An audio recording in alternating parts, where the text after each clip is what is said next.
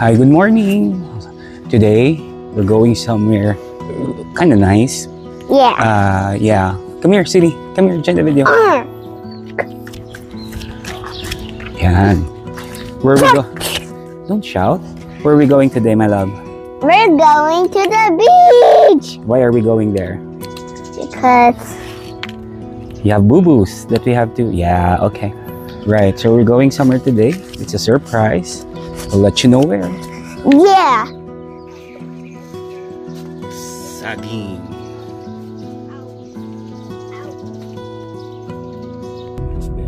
Sinahan mo. Buhay na si Mother. Yes. Are you excited, Siri? Yes, I want to swim with the gargoyle. You want to swim with the gargoyles? Welcome to Nat. Yes. Welcome to Nat. We're in Nait now. Welcome to Nat Flips. In Maragondon. And we're about to turn. I think, right? Yeah, right. Yeah, right. Maragondon. There. Maragondon. Welcome to Maragondon. Oh yeah, baby. Oh yeah, baby. Google Highway. We're already here. Morning. Cool wave. Okay. Pahawak, pahawak. Hey, we're here. Kahit di ka pa nakakawan. Sumunod sa kanila. Sumalubong siya doon yung mga ibang sa mga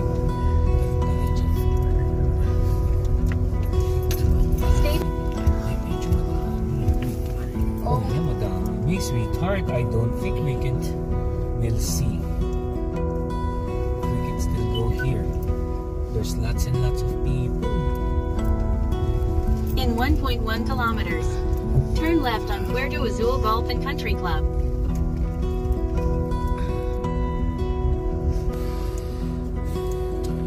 I hope we have enough parking.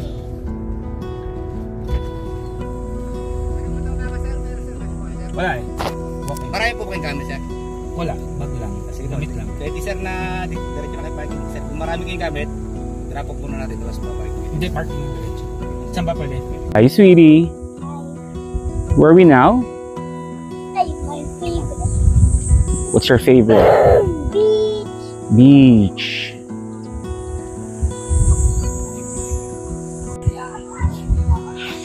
Ito, papunta tayo sa entrance. Natin kung pwedeng walang reservation. Natin tayo.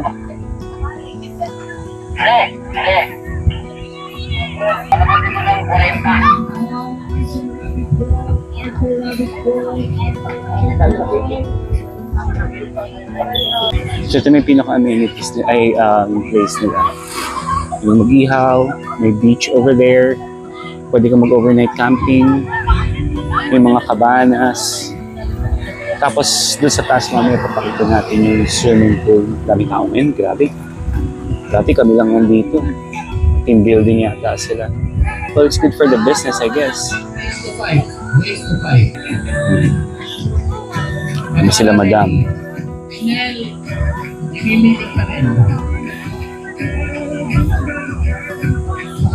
Yung prices dito mamaya ipapakita ko na lang sa inyo. Popost ako ng price list. Later lang kami dito, hindi naman kami nag-overnight. Ayan. I'm making a video. Daddy, look. Oh, Daddy, look. what's that? Okay.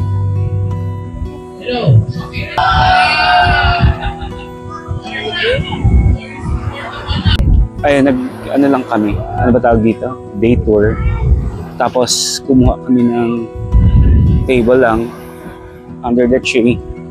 Lalo naman kami balak mag-overnight. Yung beach. Dami tao. Oh, di ba? Doon kami sa ilalim ng tree. Oh. Ba, mukhang okay na to ah.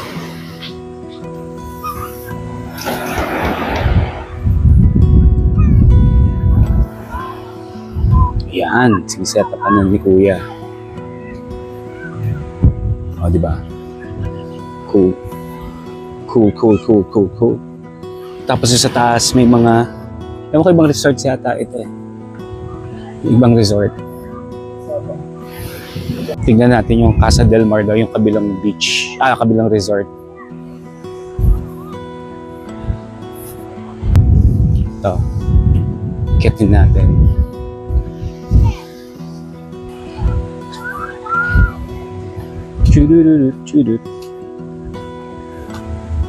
Chururut. Under construction pa daw, pero we'll see. Uy, nice din. Ayun o, may for rent sila mga rooms over there. Mga 3 yata yung nakita ko, 4.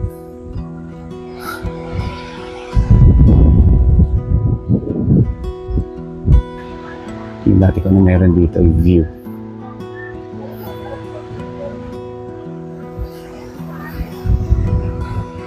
Rocky yung beach nila. Ito yata yung Puerto Azul Beach Club before. Hindi na magandang ngayon. Hindi na na-maintain.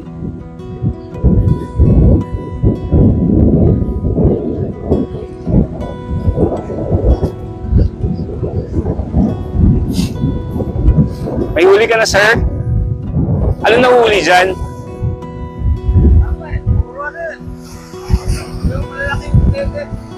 Anong pain nyo dyan ginagamit? Hipon. Okay. Sige po, good luck.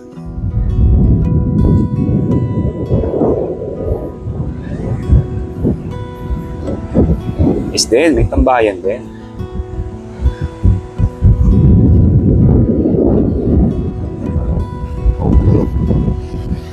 Diba? Nice, oh. Ate, saan ka pupunta? Huwag kang tatanong dyan. Ito yung overview ng beach. Diba? Nice. Rock face. Natin ang kanta. Ito. Oh. Diba? Hindi na masama. Ito na sila. Ito lang kami sa ilalim ng tree. Okay na yan. Later lang naman kami. You wanna go swimming na? Hi, madam. How are you?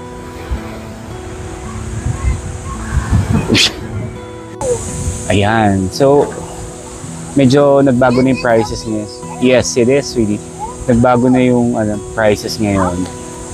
Pakita mo muna yung leaflet nila ni. So, nandito tayo ngayon sa Cool Waves. Ito ay nasa Ternate, Cavite, Puerto Azul. Ayan. So, medyo bago-bago yung facilities nila rito ngayon. This is, I guess, the 3rd time we've been here. Pero it's more of dater lang yung ginagawa namin kasi wala naman masyadong, I think wala pa naman silang overnight stay dito with the exception of yung glamping lang nila. Ito yung mga prices nila ngayon. I-add ko rin ito mamaya din sa video. Mami, So, ang entrance fee for adult is 400 Hinamo lang. pag daytime. Pag nighttime, it's 450. And then overnight is 600. Day and night is 550. For yung 22 hours nila na entrance is 750 per head. Tapos meron silang pwede mong i-rent na beach cabana, good for 10 persons. Pag daytime, it's 1,500. Pag nighttime naman, 1,600. And then overnight is 2,000. Yung day and night, 2,000. And then for 22 hours is 2,300. Meron din picnic table like bakit this. 600 using 800 using sa atin kanina. So hindi updated to, I guess. Hindi, 600 yung daytime for picnic parang table. ganito, Yung 800 nila overnight. Oh. Yung sinasabi nila yun doon. Okay. Pero may ka-share ka. Ay. Kasi 'di ba, ang daytime na rent is 1,500. Eh pag kung tayo lang 800, pero Kasama na entrance doon. Hindi, iba pa yung entrance. Okay. Mag-share ka, meron kang ka-share. Look at my cat. So yun. Nice. Tapos may wave pool. Oh, ito yung cabana. May ano ba Wave tayo pool dun sa wave pool? May cabana, access na doon tayo yun. dun, di ba? Oo. Ayun. So may access na yung 400 na daytime. So I guess that's it. Ayun. Okay.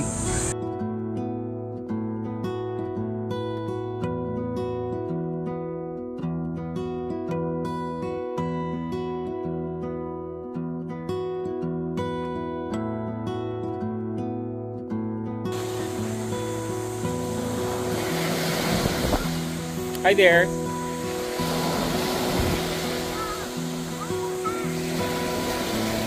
So, part ng amenities nila is yung pool. Ayan, pupuntahan natin yun just to show it to you. Ito yung wave pool nila. Ang dami tao ngayon.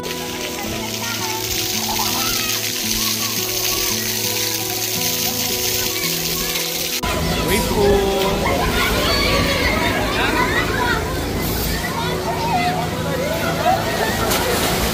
Sa kabila may wave.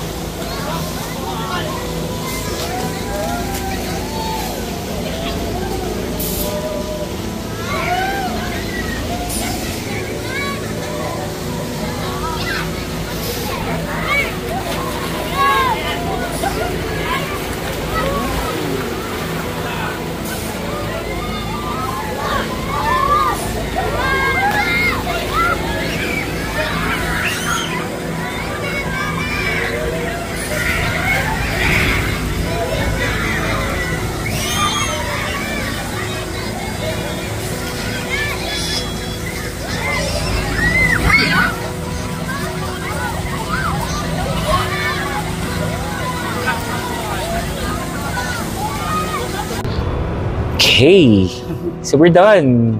Look at Matcha's face. He's smiling. Does it mean that you had fun? Oh yeah. Oh, Dad yeah, yeah. taught me how to swim. Yeah, that is good, right? Okay, so Mommy, what do you think about the place? It's cool. Actually, maraming tao. But the thing is, they don't have facilities for overnight. Meron Right. naman yung glamping. No, the only glamping, but there's no room for you to stay for overnight. I know. I saw. Yeah. Yeah. Okay, the prices, Mommy, what do you think about the price? The price is reasonable, I think. What you paid for the table, the entrance, which is how much? Yeah, 400 per head for the entrance, So and that's then for the 1,200. tables, I think 600 pesos. So that's 1,800 plus the food is how much? Sinigang na baboy? We ate sinigang and rice and soft drinks. Okay. Yung facilities nila, medyo may mga areas na may basura. Kaya naman siguro nilang i-manage yun in the long run. Pero ano na, okay na siya. Yun lang, medyo kailangan pa ng konting development nitong area nila. Itong daan papasok, medyo kailangan pa. Tsaka yung parking nila dito. Pero overall, the place itself is okay naman for now kasi hindi naman kami babalik dito kung ano. Yun lang nga, nagiging crowded na siya lately. Kasi last time, ano din kami pumunta rito eh. Weekend din kami pumunta rito pero hindi ganito kadami yung tao. Well, it's good na nag-grow yung business nila. It's because Cavite Day, something. Oh, it's Cavite Day daw. Okay. That's Sige. why people are crowded. So, 50, 60 pesos pa pala, 20 pesos per head sa ano, sa LGU nila, ecological fee nila. Ayan, so, Environmental something. kung umabot kayo sa part na to ng video, thank you very much. And, like and subscribe!